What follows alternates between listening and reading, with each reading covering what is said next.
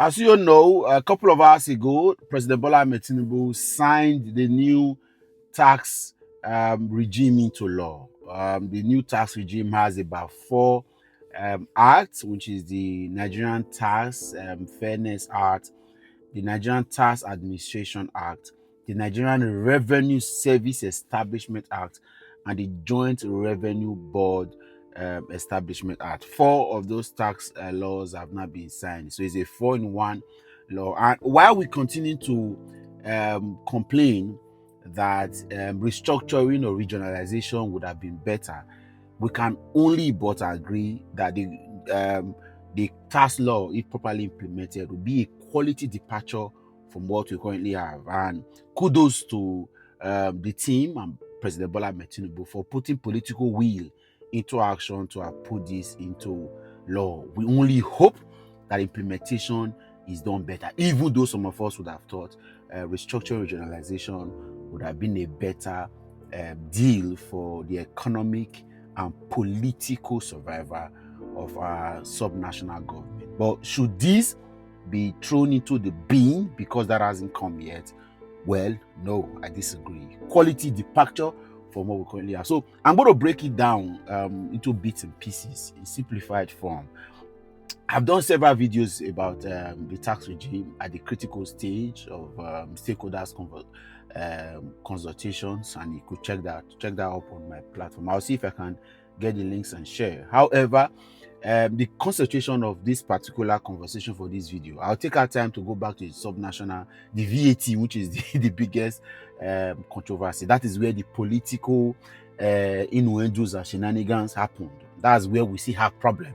But talking about low-income earners, small businesses, companies, remote workers, there are quite some quality departure from what we currently have, and then it's something to share. It is important that as Nigerians, we arm ourselves with information. The fact that you don't like the government or you don't like what they do doesn't mean you should not know, because if you don't know, the oppressors will look for a way to be able to use that to hold you and still deal with you. It is important that you take every information. And like I've always said on this platform, consume every information, then arm yourself with what is right and what is wrong. Don't ignore it because you think that is a government that you don't like that has implemented. So we'll break all of these dimensions into something that all of us will learn from. Let's register first that this new tax law will come into effect from the 1st of January 2026. So you have a couple of months to plan and be ready for it. So now let's get to the details. Number one, if your company earns less than 50 million naira as it were now, you are not supposed to pay the company income tax. Before now, it used to be 25 million. Less than 25 million, then you are exempted. But right now, it is from 50 million. It has been taken up a bit. So those are small businesses, POS, tailoring shop, foodstuff market, keke business that do not earn up to 50 million naira, right? That you're less than 50 million cap, you are exempted from the CIT, which is the company income tax. Then if you're a salary earner, you earn 83,000 naira per month, which of course will mean that you are earning less than 1 million naira a year for anything that you do. Those roadside businesses, those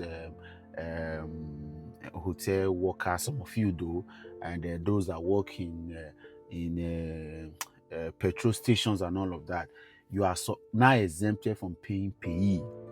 At the moment, small income earners pay payee, and so the government is saying you will no longer pay as long as you earn less than 1 million. Then between 1 to 18 million, there's also an amount that you pay. You are supposed to pay payee, but it's not so much. If you earn 18 million above, then you're ready to pay so much. And so, okay, so VAT. There is now exemption of VAT from very basic family necessity products and services. So VAT will now be exempted. You will no longer pay value-added tax, which is currently about 7.5%, from foodstuff, from baby product, from school fees, hospital bills, electricity bills, and all of that. Groceries in the supermarket, you're no longer supposed to pay VAT for it, right?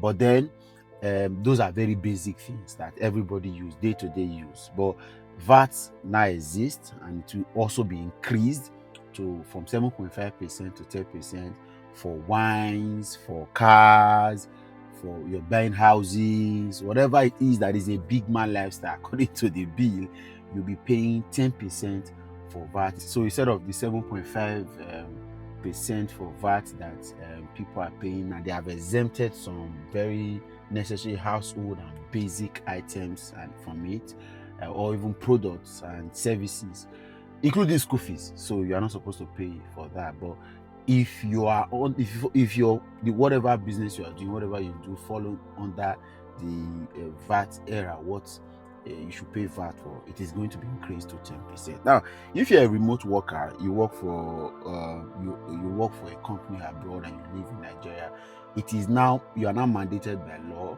to register with the tax authority in your state, declare your income in naira, and pay your tax like every other Nigerian. You no longer have the liberty to work in Nigeria, earn money from foreign companies, and don't pay tax. And so much is being done to ensure that there is compliance. So all those your paper, Pioneer, Wise, Banter account that you use to collect money, they are going to be linked with your BVN, and it means that it will reflect. And for me, this is very important. As a Nigerian who lives outside of this country, there is nothing you want to do financially when you don't present your national insurance number, and it is very important. Excuse me. So we shouldn't talk about that as though it's a bad thing. You should be paying tax. You earn $3,000 a month, you earn $5,000 a month, pay tax for it. And they are doing so much, it's now criminal for you not to pay tax in that regard. So go and register and start to pay tax. After all, you earn well.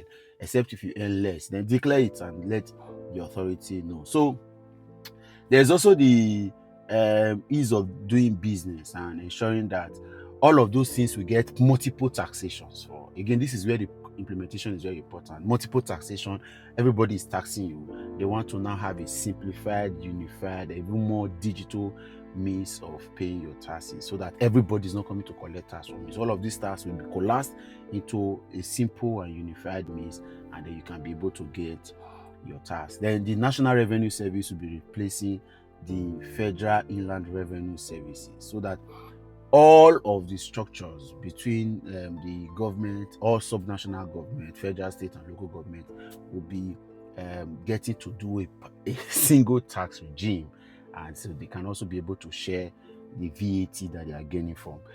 That's the other part that I'm not going to talk about because I don't want this way to be too long. But I promise you I'm going to get back to that. Talk about, I've done it before, but I'll do it again extensively so you know all of the sharing formulas for states and you can follow. Then there's a joint revenue board, so that states and federal government would not be budging with tax. So that federal government doesn't come on Monday, state comes on Tuesday, local government comes on Wednesday, and then the same thing, right? There's a joint revenue board that will not be that will not be there to ensure that there is a joint tax system. So everybody is not taxing, you are not coming to be taxed for the same thing and speaking the same English. And then finally, there's going to be a tax appeal tribunal and a tax ombudsman that would be made to listen. I'm quite interested in this because I realized that what makes a lot of societies outside of Nigeria prosper is not really about the people, they are compliant. No, there are structures and systems created to ensure strict compliance. I think I spoke about it. Every company, every system that you get into to work, every environment you work, there are unions, there are structures put in place to help ensure the strict compliance and to also keep you safe. You are supposed to be able to complain. Servicom was brought in one time for a lot of this. So if the government is able to implement that level that is not politically influenced anyway, where people can complain, people can go and submit issues and they can be dealt with in due time, it will be very good. So the tax ombudsman and tax appeal tribunal will be there to help hear complaints and be able to solve them. All of this again quite fantastic on paper, implementation is the most important. So we've talked about small businesses, salary earners can breathe, small remote workers can plan. Then the tax collection structure is going to be better. Again, even though I'm a strong critic of this government, this is a quality departure to what we currently have. It's good, it's people-centric, it looks good on paper. Implementation is what we pray that makes it work. And again, like I also said, we would have thought that it would have moved on into regionalization, restructuring, but this is a quality one. That can't come. That doesn't mean that we can't look at this to say it's good. So well done, Bola Ahmed Tinubu. This is quite good. We hope you implement this. We're going to talk about VAT, and that's where the politics comes from, where the state, local, and federal government begin to share what comes from VAT or consumption tax. Catch you another time. Bye for now.